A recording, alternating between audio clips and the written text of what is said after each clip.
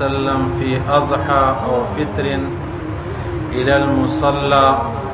فمر على النساء فقال يا معشر النساء تصدقن فإني أريدكن أكثر أهل النار فقلنا وبما يا رسول الله قال تكثرن اللعن وتكفرن العشير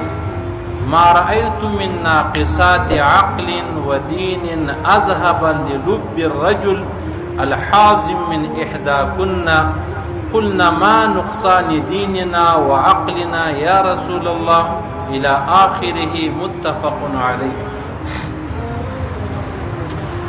عايزان يورد جناب نبی کریم صلی الله علیه وسلم د لوی اختر یا د کشنی اختر من چې دی ادګا هغه کوله یا ادګا چې دا هغه وسوله نو پیغمبر علیه الصلاۃ والسلام چې دی هغه شجی یو ګوشه ناشتی دی په یو ځای کې ناشتی دی بیان لراغلی وی ادګا لراغلی وی په هغه وخت کې پیغمبر علیه الصلاۃ والسلام په زمانہ کې د صحابه تر ډیره وخت زمانہ کې زنانه به لمانځه ته حاضرې دي دغاو جمعه ته حاضرې دي بیا قرار فتنې ډېرې دي پریشانی ډېرې دي بیا دغه سلسله چې دا هغه تر ډیره حد پورې ختم شوله او یو غیر مقلدین اهل حدیث سلفیان چې کم دي هغه اوس هم پر دغه خبره دي هغه وای چې پرده یې هغه وای چې بشه پرده کې مطلب حاضری چې دا هغه ولګي راسي ډیره ضروري خبره ده او ښه خبره ده. خو خیر د امام صاحب رحمه الله په نیز باندې هغه فرمایي چې کچیر ډیرې زړې سپینسرې زنان المانځه ته حاضرې سي هغه هم پرده یې هغه هم ګوشه صحیح ده ټیک ده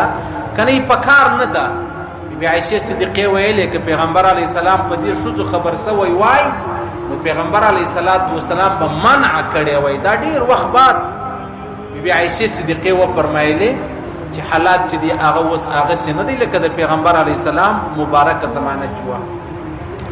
نو پیغمبر علیه الصلاۃ والسلام زنانو ته وای یا معاشر النساء ای زنان تصدقن تاسو صدقه کوي خیرات کوي فإني أريدكن اکثر اهل النار الله رسول فرمایي اکثر زنان چې دی هغه په جهنم کې د جهنم په اور باندې به سوځل کیږي. مالی دلی پیغمبر علی السلام مبارک چې کله معراج ته ولاړی البته بیا پر جهنم او جنت وګرځیدای په جهنم کې زنان ډیری وي اکثر زنان وي او په نارینه کې د الله رسول فرمایي اکثر مالدار خلک په جهنم کې. نو پیغمبر علیه الصلاۃ والسلام ته چې دا خبره مطلب پیغمبر علیه السلام مبارک وکړه نو فقلنا وبما یا رسول الله ولی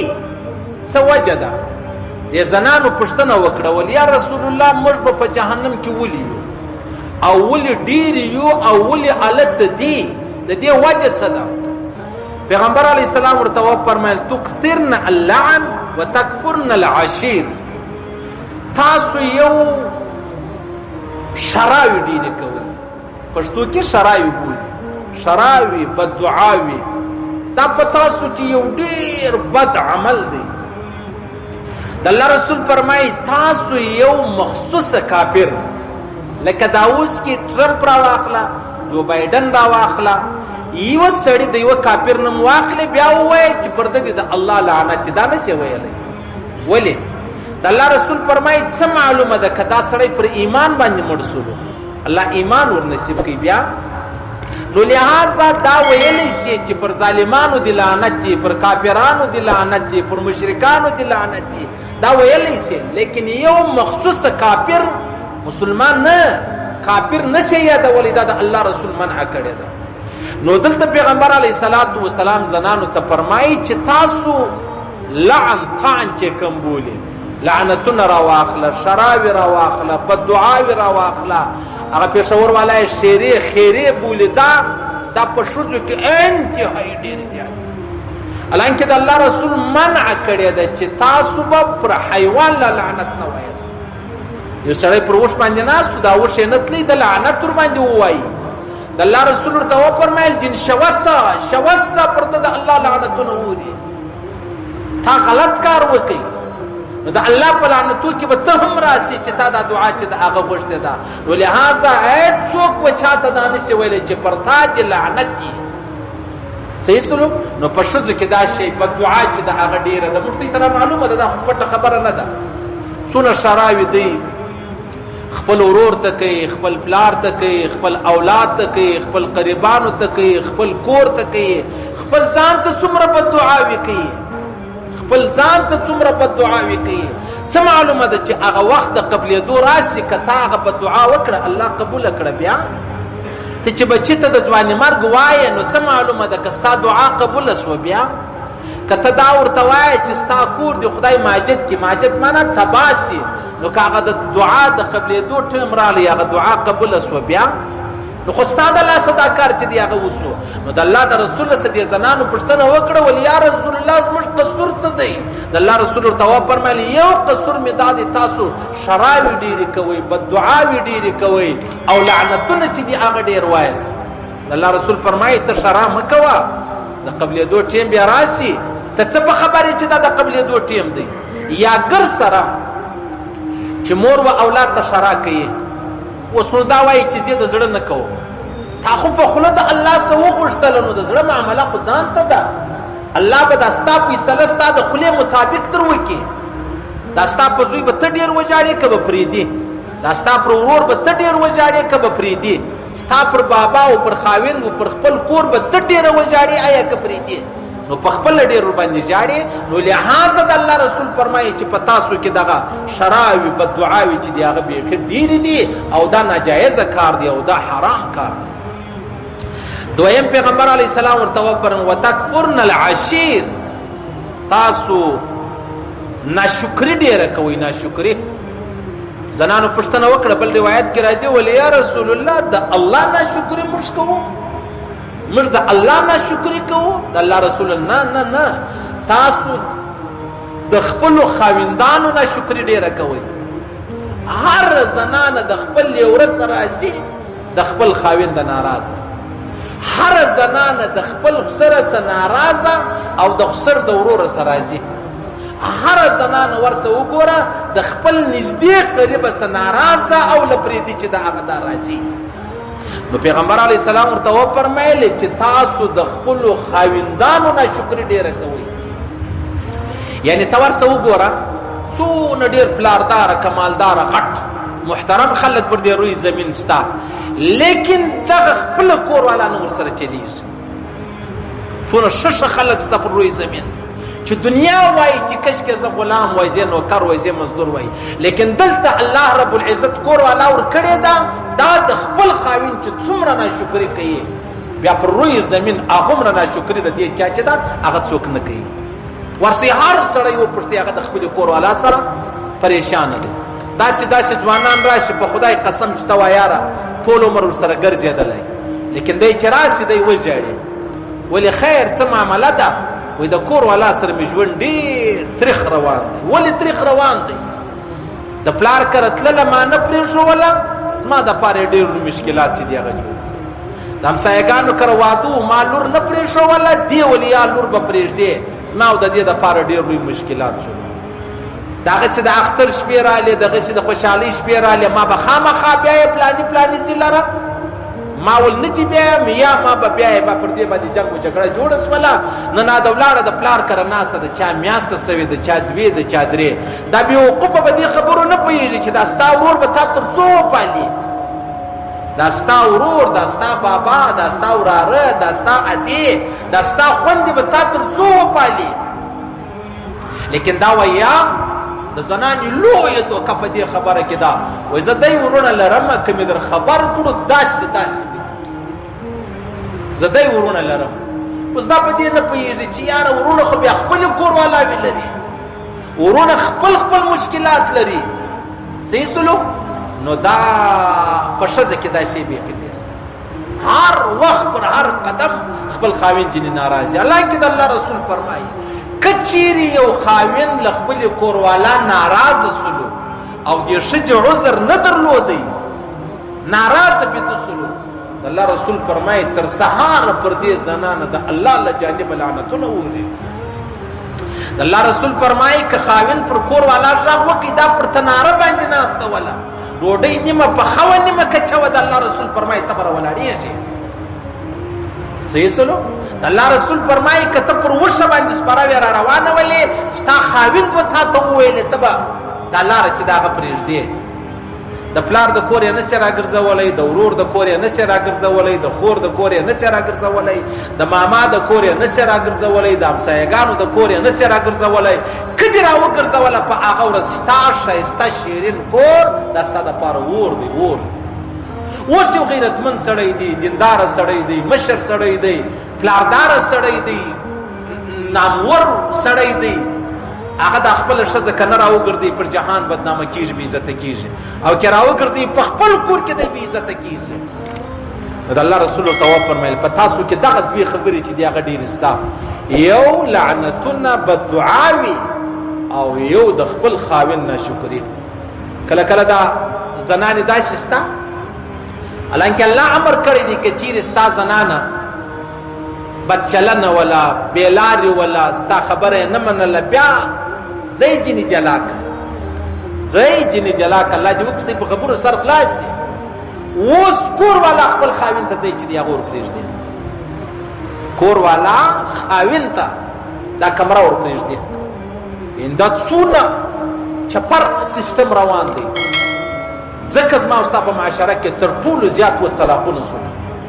داسې کور عمره معلوم دی چې یو سړي خپل کور والا ته په یو واره نه په 10 واره طلاق ورکړی دی چې پر ما طلاق یې. صحیح شو؟ بیا هم د هغه ښځه د ده سره د ژوند تېروي، بیا یې اولاد هم جنې پیدا شوي. اوس که ته وایاره چې د غیر مقلدین د اهل حدیثو حضرات په مذهب کې خدا دی چې سړی په یوه واره 3 طلاقه ورکړي هغه یو شمارل کېږي، یا 3 نن 3 سبا 3 بل سبا دا د غیر مقلدین په نیز هم 3 طلاقه شو. ورسه وګوره زما او ستا په معاشره کې تر ټولو زیات چې دی هغه دا خبره روانه ده. بیا چې لږ خاشه څه صوفي څه دیندار څه بزرګ یې هغه بیا خپل یار ته ووایي چې یاره ما خپلې کور والا ته طلاق ورکړی دی راسه د حلالي و فلانی و فلانی ترتیب را برابر کا. د الله رسول پر دواړو لعنت ویلی دی. یو سړی را ولاړېږي د خپل ځان کنټرول نه لري، بیا را ولاړېږي خپل کور والا ته مطلب ترتیب برابروي و یار دوست ته وایي ته دې سره واده وکړه بیا یې طلاقه که بیا یې بل ته زه وکړه. در دې بیا غټ مرګ شته. موږ خو اسرائیل علیه السلام ته وارخطا دی. اصل مرګ چې دی هغه دا خبره ده عزیزه. زما او ستا په معاشره کې طلاق عام شلو، راسه د حلالې مسلې عامې شولې. څونه ډېر خلک به راځي چې مولوي صاحب زما دا مشکل دی زه څه وکړم زما دا مشکل دی. او په دې کې سم نیمی طلاق چې دی په هغه کې سم نیوی نه 80% طلاق چې دی هغه د زنانو د وجې راځي. خاوند خشک ورته وکړي، غصه ورته وکړي، خشم ورته وکړي، ورته وایي چې ښځې اوس هم پر خوله دی تورې راغلی کور به در خراب ستا به هم کور خراب شي زما به هم کور خراب شي. د خولې به مې د طلاق لفظ وتلی دا ورته ما ته طلاق راکړه زه یې غواړم خامخا یې غواړم زه ستا سره ګزاره نه کوم زه غورځم زه ورونه را غواړم زه پلار را غواړم. دلته دا خاوند چې کوم مطلب اور پر د بل نور ور یې باندې بل کړي. خاوند هم په خوله کې راشي چې زه ټیک ده غوا طلاق غواړي هغه وایي اوس زه طلاق غواړم. مه کوه ښځې ته څه فکر وکړئ طلاق غواړې اوس زه طلاق غواړم زه ستا سره ګزاره نه کوم. که نه زه ځان سوځم، که نه زه پر پنکه ځان را زړوم، که نه زه غورځم، که نه زه زهر خورم. خاوند هم د غو نه دی هغه ورته په مخه دې ښه څه ورسې ځه پر ما په یو نه په 100 طلاقه طلاق دی. دا د چا د لاسه دا د دې زنانو د لاسه. که دغه زنانه را ولاړه شي خاوند کله په غصه شو په خرڅم شو دا لږ ښه خپل ځان کنټرول کړي. اوس د خاوند خو په کور کې ځای معلوم دی، خاوند پر ځای باندې ناست دی، زنانه ولاړېدلی شي یوې کمرې لره بل لره بل لره کچن لره منا لره دالان لره هر څه یې تللی شي. خاوند په خشم شو ولاړه شي ته څه کوې چې ورته ناست دی؟ ولې دلایل وایه ولې خوله سره ټوله بیا سبا خپل کور هم خراب شي د بچانو کور هم خراب کړي. سبا په خپله هم ژاړي او بچان یې هم ژاړي. بیرته بیا راشي بیا خپل خاوند ته وایي چې غلطي فلانی فلانی طلاق راغلی او بس بیا ځان پر واچي چې لږ خاشه مطلب د دې نه څه لرې ځان پر واچي هغه وایي بس غږ مه لره ته هم چاته مه وایه زه به هم چاته نه وایم. پس له طلاقه د دې ژوند د خندا شي. د الله رسول فرمایي ما په جهنم کې اکثر ښځې ولیدلې او هغه وجه دا ده چې دوی خپل خاوندان چې دی هغه زیروي د خپل خاوندانو نه شکر چې دا کوي یو جوړه لاس جوړه شل جوړه هر څور په ورکه خرچه ورکه سبا د دې په ختم شوی دي یا د توای تا کله ما ترا کړی دي او څونه ظلم دی یا څونه ناجایز ده او ستاده پاره دا یو اپشن دی چې دا خاوند دی تر څو طلاق کړي نه یا دای مړ سوی نه نو تبل خاوند کولای نه سي او ستا خاوند ستا پر ځای درې نورم کولای سي بیا بس چم کوي ولې خپل کور خرابای ناسب او اوس الحمدلله نمبر شان ختم کړلو د جنجال ختم خلاص د عذاب خلاص د بل عذابونو پر خپل سره اخیست ورور خپل ژوند با را صفاته و کور دا خلکو ودان چې په ما په خبري وتړلې او بیا به ډېر خبري ما نمبر سره پروا نه لدا دا به سره ختم تكثرن اللعن وتكفرن العشير لعنتن شراوي بدعاوي او خپل خاوند زیرول د خپل خاوند ناشکری کول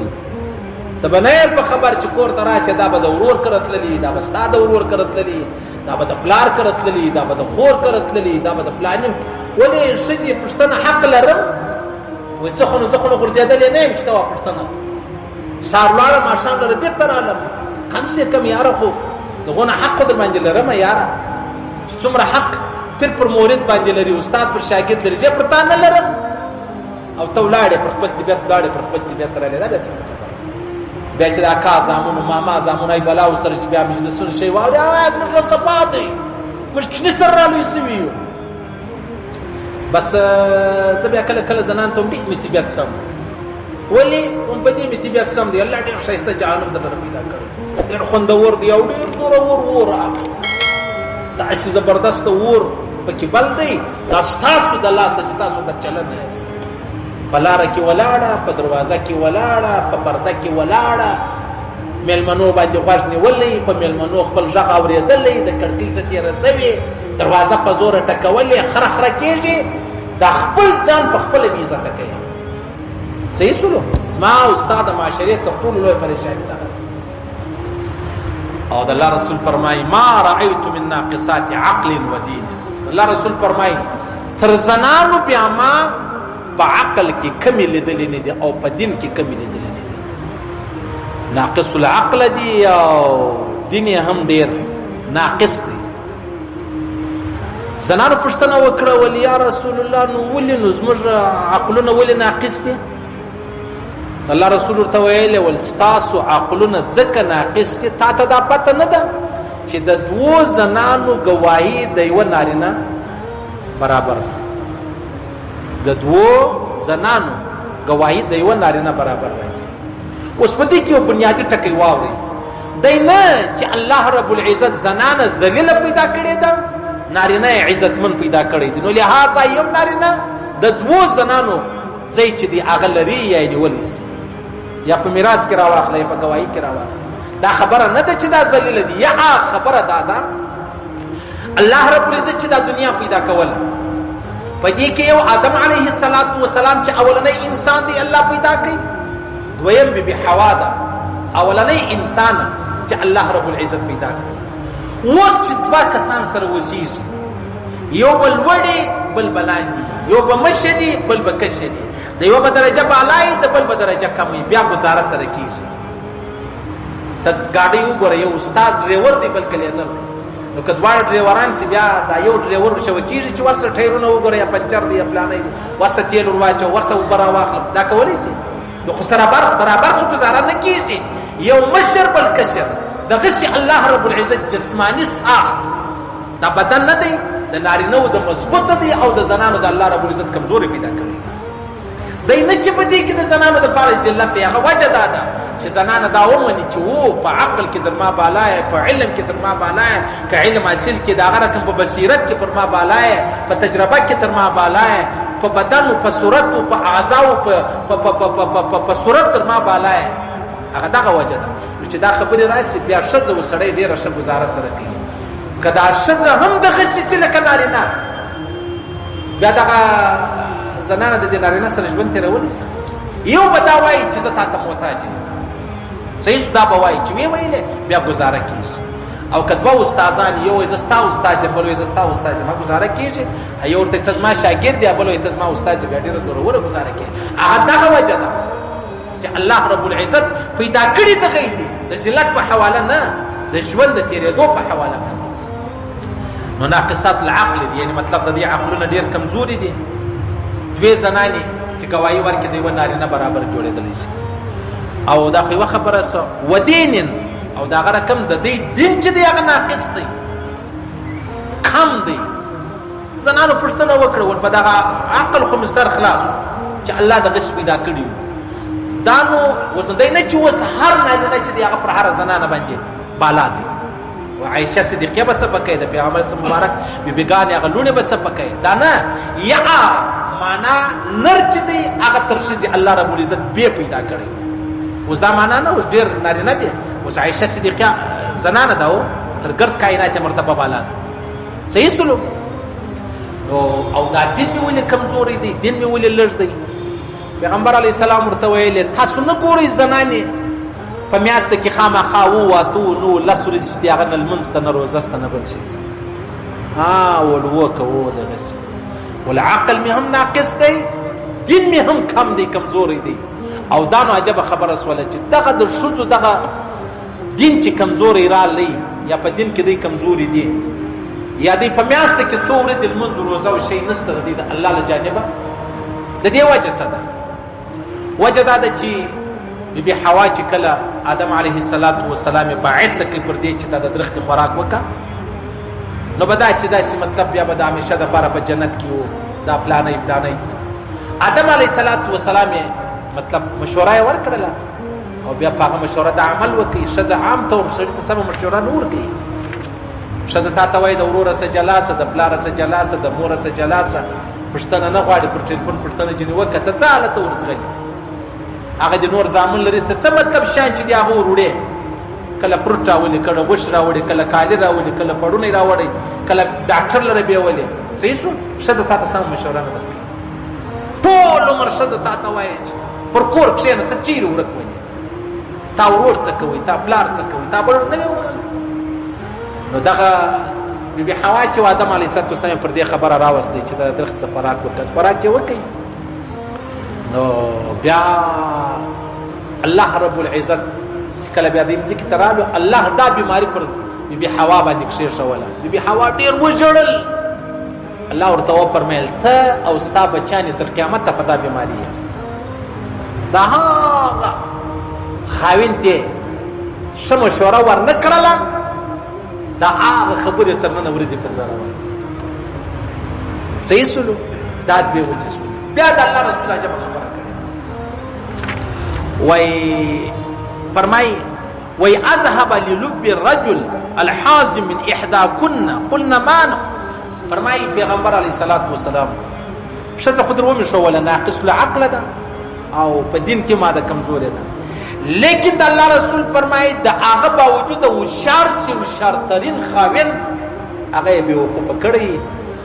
هغه چپلار ته برابر کړی هوښیار ترین میړه د الله رسول فرمایي د شته یو نقص دا دی چې هوښیار ترین خاوند دی د لارې اړول یې ای غریب پځان نه خبر صحیح سلوک دا د الله رسول فرمایي دا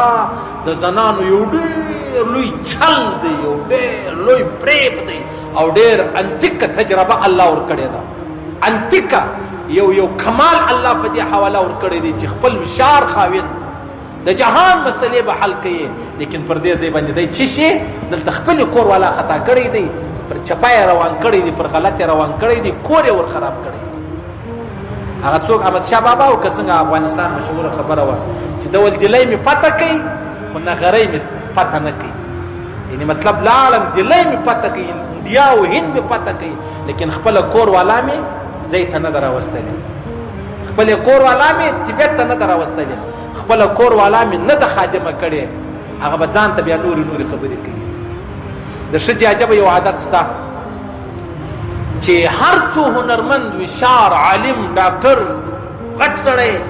خاوند سي عرب پتی به خاوند سي لیکن دا احترام نه کوي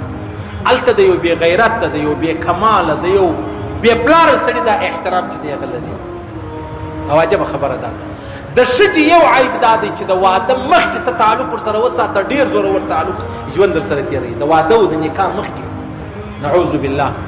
او چې کله نکاح وسوله کله واده وسولو بیا هغه رقم ژوند نه در سره تېروي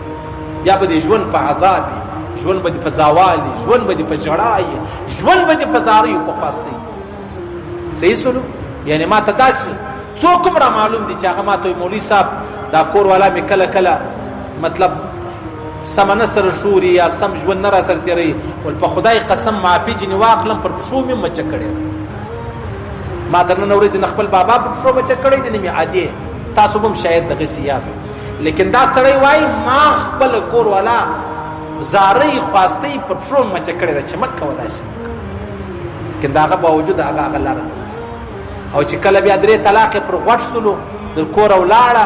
بیا دې ته پته لګېږي څو ورځې خو ورېندارګانې څه عزت و ډوډۍ موډۍ ویو بستره ور برابروي څو عمر بعد کرار وار پکښېږي ډوډۍ ته پخوه ځای ته جارو کوه کپړې ته پرېنځه پخوا خو دا مېلمنه وه په کور کې ول ټیک ته راغلی ده اوس دا کور بس وله اوس په کور کې و دې ته وار ګوري ورور مور ته ګوره ورور د یوه شیخه ورته ووایي ورور ته د یوه شیخه ووایي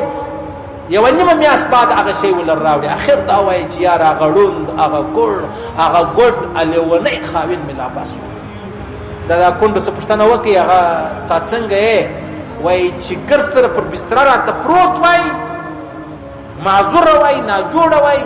زما دپاره بس شو دغه د کونډېتوب نوم مې نه دی خوښ چې زه دې ځای ته راورسېږم او زموږ په زنانو کې بیخي ډېره دا خبره چې دا هغه ستا او پر دې خبره دوی ولاړې دي الله دې هدایت ورته وکړي الله دې د یوې زنانې هم کور نور خرابوي او چې د کومې زنانې کور خراب شوی دی الله دې هدایت ورته وکړي الله دې بیرته هغه لار لر راولي الله دې ژوند ور برابر کړي الله دې کور نور خراب کړي ډېر غټ ازمایښت دی الله رسول فرمایي زه در څخه ځم یوه فتنه در پرېږدم هغه زنانې دي یوه فتنه در پرېږدم هغه زنانې دي هېڅ یو ویشاړ سړی به د خپلې زنانې سره 1000% مطمئنه نه وي بس ګزاره به د باندې راوځي خاندې به دننه چې ورځي په زړه به یو الله خبرې چې زه خو بیا کور ته را روان یم زه به څه کوم دومره ښایسته ځوانان دومره ویشاران هنرمند هغه تعلیم یافته ځوانان په خدای قسم د دې اوښکې چې ته ووینې دا زما د کمرې کارپټ له ولا په اوښکو رانوځي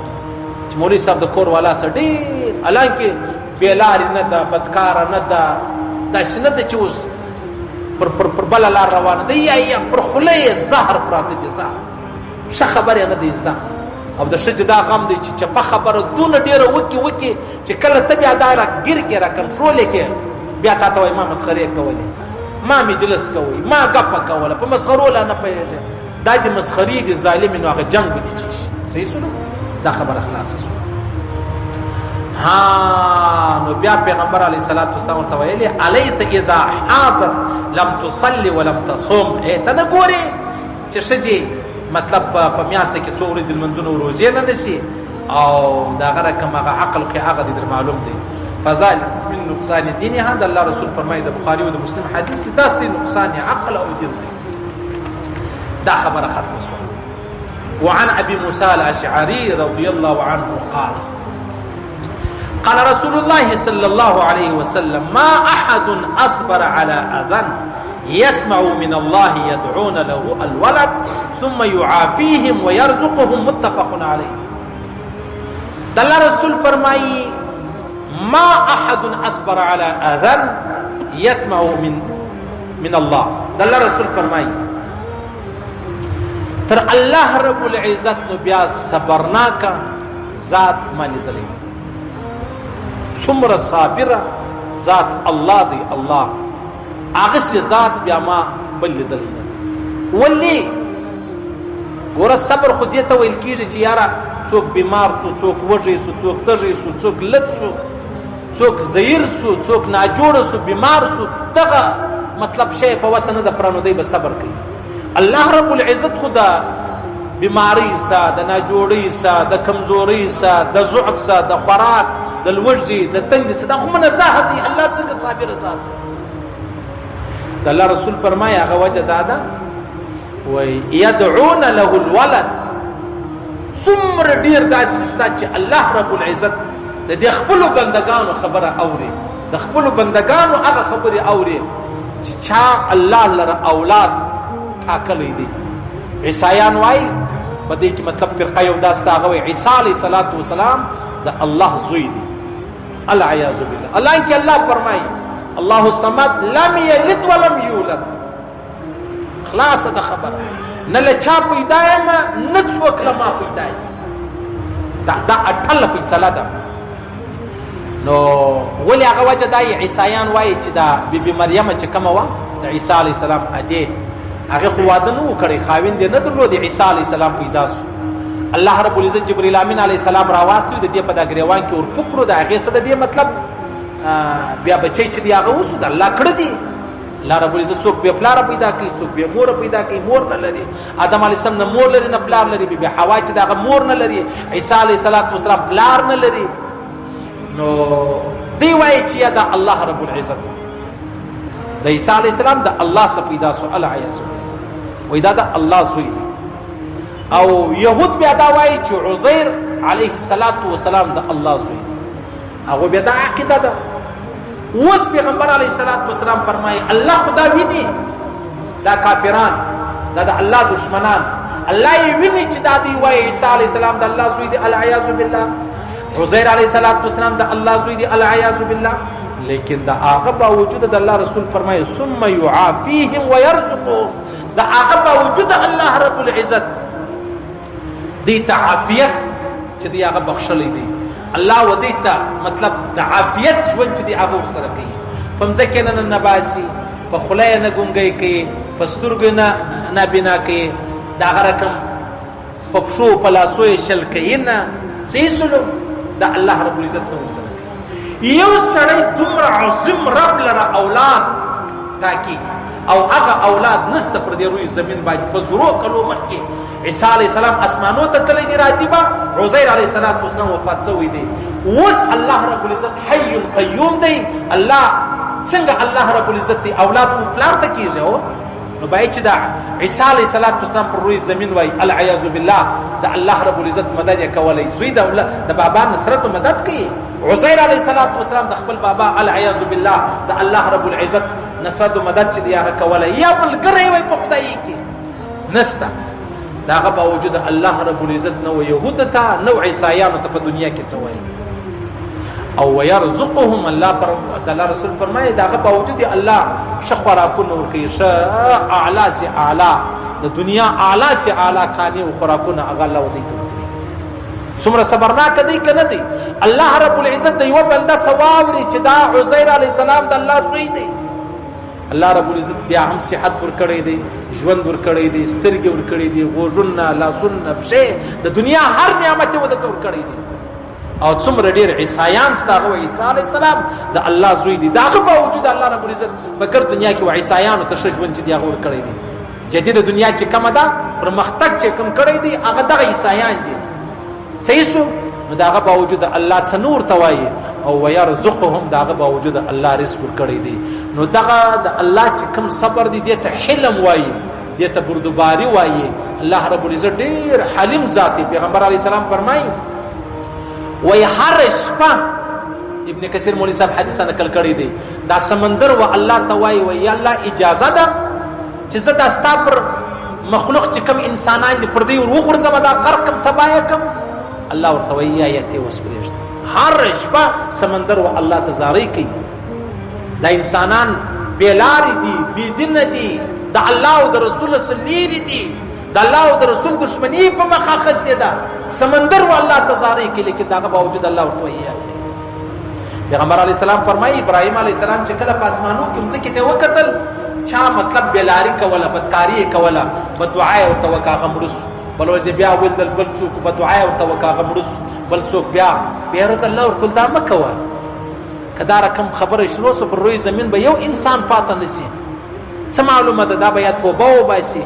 څه معلومه ده یا به مطلب د دې په نسل کې بیا ښه خلک چې دی هغه راشي. کنه د آخرت ورځ خو ولاړه ده هغه ته چې هغه بیا حساب کتاب چې دی هغه کېږي. نو الله حلیم ذات دی. الله د حلم د بردبارۍ سبا انسان غلطه فایده نه اخلي. ما غرک بربک الکریم. اے انسان ته د الله کومې خبرې دوکه کړې. یا ایها الانسان ما غرک بربک الکریم. ته د الله کومې خبرې دوکه کړې. اے انسان حضرت عمر فاروق فرمایي وای الله زه دې خبرې دوکه کړی یم وړمه ورځ ما غلط کار وکړي تا پرون ماته څه نه وویل پرون ما غلط کار وکړي تا نن ماته څه نه وویل نن په دې زه غلط کار کوم العیاذ بالله حضرت عمر فاروق مطلب د ګناو څخه خلاص ولو مطلب دا اسد د خپل د عاجزۍ و د الله رب العزت دربار په ډیر عظیم دی په هغه کې د خپل خاکسارۍ دا خبره کوله ولننم په دې وجه زه خطا کوم زه غلط کار کوم غلط کار څخه کیږي چې سبا بیا الله ماته څه نه وایي زه دې خبرې دوکه کړی صحیح سلو ما ته په دې خبره دوکه یو ورځ الله سوري غلط کار راڅ وسو مرچ زه به ګردو مرجمنده یم ورسي په دې ایدرا کې وګورئ څونه جنډیانې ولاړې دي او څومره قبرونه دي څومره ځوانان څومره نامتو څومره بدماشان څومره غښتلي څومره مطلب دلاوره او څومره مالدار او څومره خاندان خلک هلته اوس هم پراته دي داسې بس ما او ستا پر قبر یا جنډۍ زړېږي یا به نه زړېږي جنډۍ رپېږي یا به نه رپېږي ما او تا یو ورځ په قبر کې پراته یو قبر هم نه دی معلوم چې پیدا شي که لا نه شي پیدا نو لهذا د الله د حلم سبب موږ غلطه پیدا نه اخلو د الله پر حلم باندې په موږ نه دوکه کیږو چې یاره نن یې څه نه راټول سبا بیا نه راته وایي راسه د فلانۍ غلط کار به بیا وکړه حضرت عمر فاروق رضی الله تعالی عنه د یو غله لاس پرې کوئ هغه والا حضرت غلط کار راسه وسو بل ورځ نه کوم بس مازي مطلب قطعا مې بیا داسې ونه کړم حضرت عمر فاروق ورته ویل رضی الله عنه دا ستا اول وار نه دی دا اول وار دی بیا نه کوم خطا راسه وسوه چې لاس یې پرې کړې بیا څو عمر بعد هغه سړی یې ولیدې بیا ورته ویلې ول حضرت ته په ما څه خبرې چې دا زما اول وار نه ولو چې زما خلاص ما اول وار نه و ده ورته ویلې الله رب العزت په اول وار سړی نه نیسي اول وار چې سړی هر ګناه وکړي تقریبا 99% داسې دي الله غږ نه ورته کوي 2 واره 10 واره 20 واره 100 واره اخر کې ورځ الله رب العزت یا رسوا کړي یا تباه کړي یا برباد کړي ما او تا په دغه خبرو کې فکر کوي چې یاره پلانې کار هر ورځ کوم غلط دا به څو در څو کوم بیا نعوذ بالله بیا الله رب العزت نیولی بیا به د خلاصون څوک نه خیر الله رب العزت ویل اوریدل قبول منظور وګرځي الله رب العزت د خپل بندگی په هغه انداز را نصیب کی چې څنګه د الله خوښي الله د عاجزي او خاکساري را نصیب کی د الله رب العزت چې کم صفاتونه دي پر هغه دی الله مش قائم و دائم ولري الله رب العزت